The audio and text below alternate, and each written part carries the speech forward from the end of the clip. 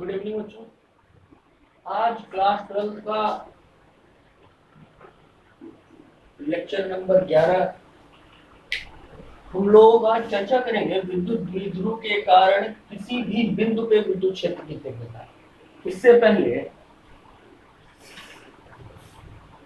हम लोगों ने विद्युत द्विध्रुव की अक्षीय व निरक्षीय स्थिति के कारण विद्युत क्षेत्र की तीव्रता निकाली थी। अक्षीय स्थिति के कारण निकाला था 1/4 पाई एप्सिलॉन नॉट 2p अपान r क्यूब, और निरक्षीय स्थिति के लिए निकाला था 1/4 पाई एप्सिलॉन नॉट p अपान r क्यूब, जहां p क्या था, विद्युत द्विध्रुव आघूर्ण। अब हमें मतलब एक डाइपोल होगा, एक द्विध्रुव होगा, और इस द्विध्रुव के कारण किसी भी पॉइंट पर, चाहे यहाँ कहीं भी विद्युत क्षेत्र की तीव्रता अगर आपको निकालनी हो तो आप कैसे निकालेंगे, उसके लिए एक फार्मूला डेराइव होगा और उस फार्मूले से आप चर्चा करेंगे। हेडिंग लगाइए, विद्युत द्विध्रुव के कारण किसी भी बिंदु पे विद्युत क्षेत्र की तीव्रता। देखें, सबसे पहले आप जानते हैं एक डाइपोल आपको एज्यूम करना होगा। मान लिया एक विद्युत द्विध्रुव है जिसके चार्ज -q और +q तथा इनके बीच की दूरी है। माना एक विद्युत द्विध्रुव है जिसके आवेश -q तथा +q है तथा इन आवेशों के बीच की दूरी कितनी है। मान लिया इस विद्युत द्विध्रुव से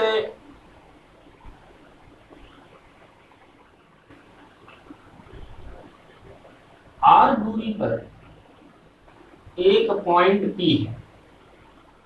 इस विद्युत द्विध्रुव के मध्य बिंदु O से r दूरी पर एक पॉइंट P है, जिस पर हमको क्या ज्ञात करना है, विद्युत क्षेत्र की तीव्रता ज्ञात करनी है। और ये जो एंगल है वो कितना है, थीटा। एक बार फिर से,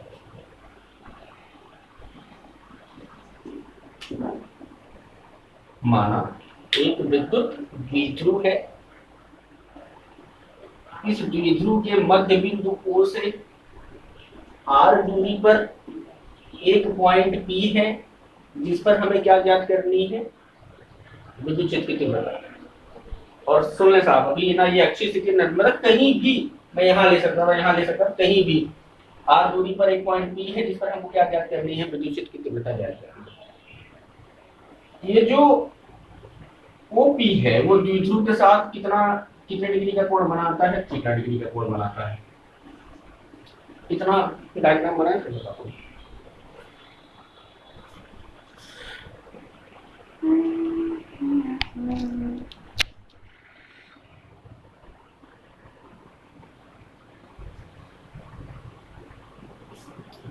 अब सुनो, अगर ये विद्युत द्विध्रुव है तो जाहिर सी बात है ये विद्युत द्विध्रुव आघूर्ण होगा। इसका अगर एक विद्युत द्विध्रुव है तो इसका विद्युत द्विध्रुव आघूर्ण होगा। और विद्युत द्विध्रुव आघूर्ण कैसी राशि है, वेक्टर राशि है, वेक्टर की। बोलो, अगर ये वेक्टर है तो जाहिर सी बात है इसको आप तोड़ सकते हैं दो घटकों में। तो बेटा ध्यान से देखना, अगर ये इसको आप तोड़ेंगे तो इसके साथ क्या मिलेगा आपको, इसके साथ मिलेगा p cos थीटा, क्योंकि थीटा इसी के साथ है, और इसके साथ क्या मिलेगा, वेक्टर p sin थीटा। तो कहने का मतलब, देखना ध्यान से, ये विद्युत द्विध्रुव आघूर्ण था p, थीटा इसके साथ, ये हो गया p cos थीटा और ये p sin थीटा। ठीक से मेरी बात सुनो, ये अगर विद्युत द्विध्रुव है तो इसका एक विद्युत द्विध्रुव आघूर्ण होगा, कंफर्म है। अगर उसका विद्युत द्विध्रुव आघूर्ण होगा तो विद्युत द्विध्रुव आघूर्ण वेक्टर है। तो इस विद्युत द्विध्रुव आघूर्ण को हम दो घटकों में वियोजित कर सकते हैं, एक है p cos थीटा, दूसरा होगा p sin थीटा।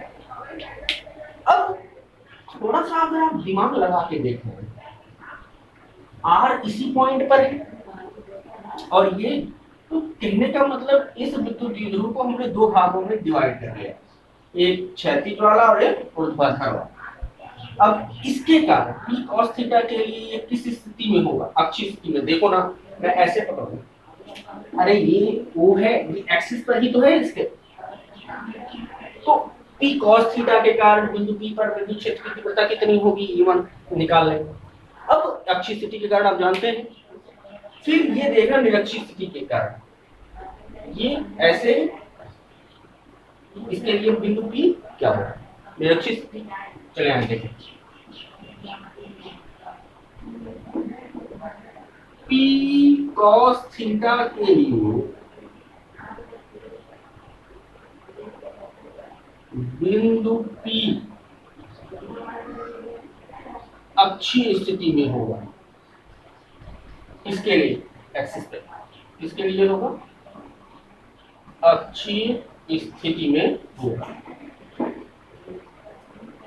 अगर अक्षीय स्थिति में है तो E1 बताओ क्या होता है अक्षीय स्थिति के लिए? फार्मूला 1/4 एप्सिलॉन नॉट द्विध्रुव आघूर्ण का दोगुना 2p cos थीटा।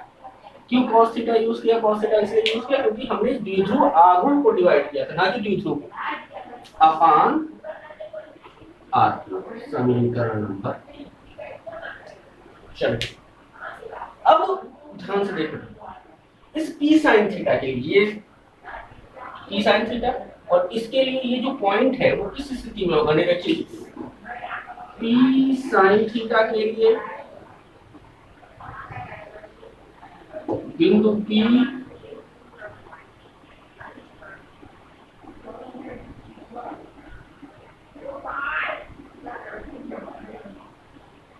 निरक्षीय स्थिति में होगा। किस स्थिति में होगा? निरक्षीय स्थिति में होगा। तो बेटा अगर निरक्षीय स्थिति में है तो निरक्षीय स्थिति के लिए फार्मूला क्या होता है? 1/4 एप्सिलॉन नॉट द्विध्रुव आघूर्ण।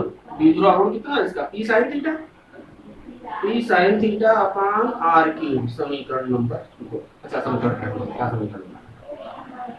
तो इसके कारण p cos थीटा के कारण विद्युत क्षेत्र की तीव्रता इस पॉइंट पर कितनी है? 1/4 epsilon naught 2p cos theta upon r cube.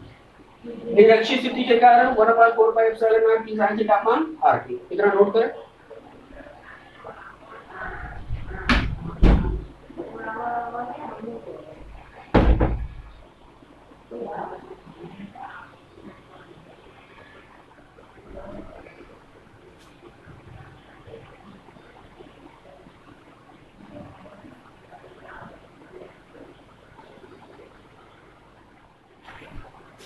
अब सुने ध्यान से बेटा, इसके कारण E1, इसके कारण E2, तो परिणामी विद्युत क्षेत्र की तीव्रता। अब बताना ध्यान से,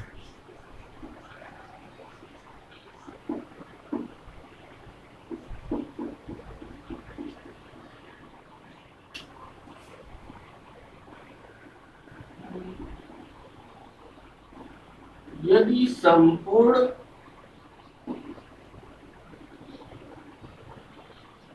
द्विध्रुव के कारण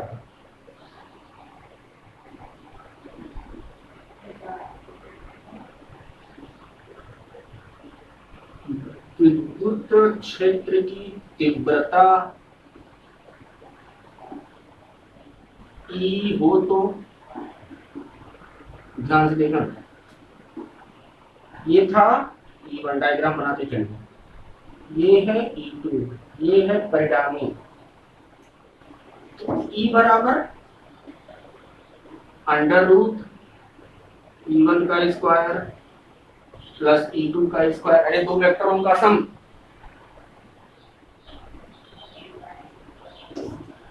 मान रखो E1 का मान कितना था? 1/4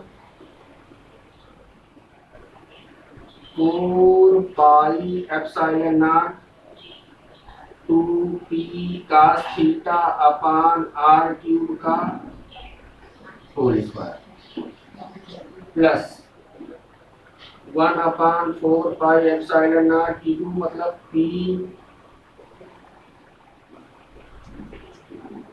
sin theta upon r cube का होल स्क्वायर। चलो अब इसको सॉल्व करिए।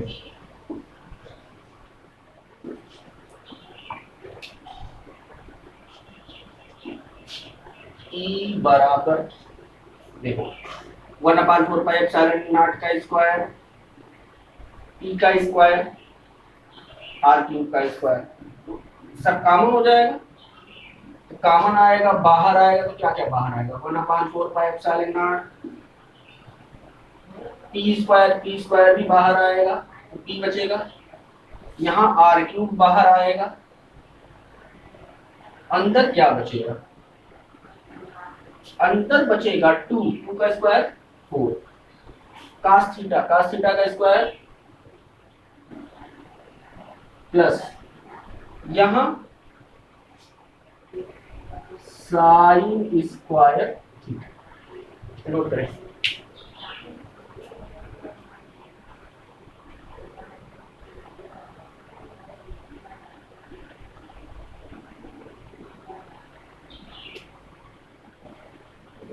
देखिए अब आप क्या लिख सकते हैं, आप क्या सकते हैं 1/4πε0 p/r³,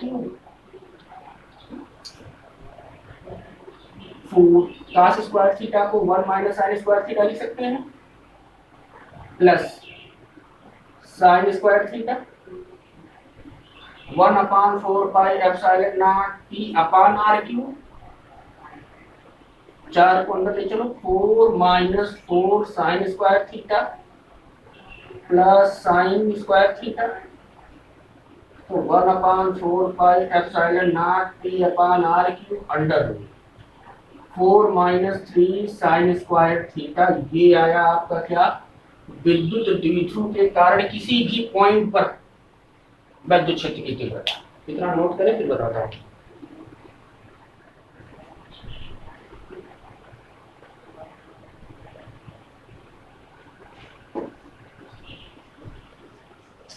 तो विद्युत द्विध्रुव के कारण किसी भी पॉइंट पर विद्युत क्षेत्र की तीव्रता के लिए फार्मूला क्या होता है, 1/4πε0 p/r³ under root 4 minus 3 sine square.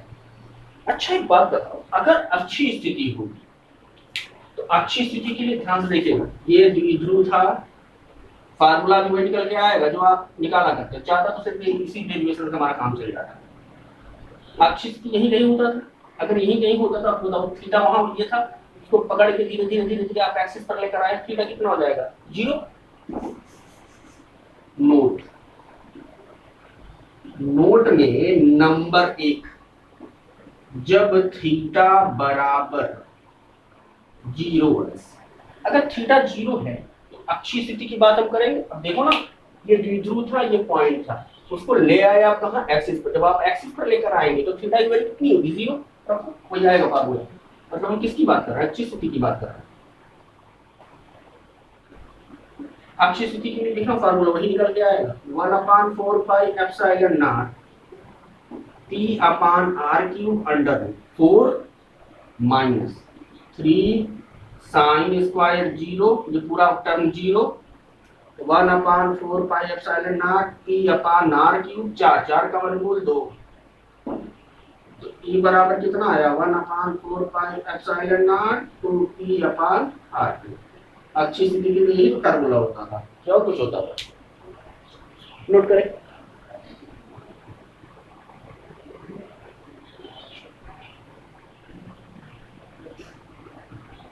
अब एक चीज और सुनो, अगर थीटा बराबर 90 डिग्री हो, मतलब जो आपके द्विध्रुव था ये पॉइंट था, अगर 90 डिग्री हो जाए मध्य बिंदु से, तो निरक्षीय स्थिति के लिए 1/4πε0 p/r³ आना चाहिए। चेक करते हैं, जब नोट नंबर 2 थीटा बराबर 90 डिग्री, 90 डिग्री का मतलब किस स्थिति की बात कर रहे हो, निरक्षीय स्थिति की बात कर रहे हो। निरक्षीय स्थिति के लिए देखना, ई बराबर 1/4πε0 p/r³, 4 minus 3 sine square 90, 1/4πε0 p/r³, 4 minus 3 into sine 90 का स्क्वायर हो सके 1/4πε0 p/r³। ये तो फार्मूला निकल गया था। तो आप चाहे अलग अलग डेरिवेशन ना करके ये डेरिवेशन अगर आप याद मतलब समझ ले जाएं, तो आपको अलग से मतलब एक ही डेरिवेशन में तीनों चीज आपको हो सकती है, किसी भी पॉइंट पर आप निकाल सकते हैं, अच्छी स्थिति के लिए भी काम कर सकते हैं, निरक्षी स्थिति के लिए भी काम कर सकते हैं। डेरिवेशन है बहुत आसान, चुंबकीय द्विध्रुव आघूर्ण को दो भागों में डिवाइड करके उसको जिस तरह से डेरिवेशन आपको कराया उस तरह से करके प्रैक्टिस करिए। इस चैप्टर का एक टॉपिक और बचता है, वो कल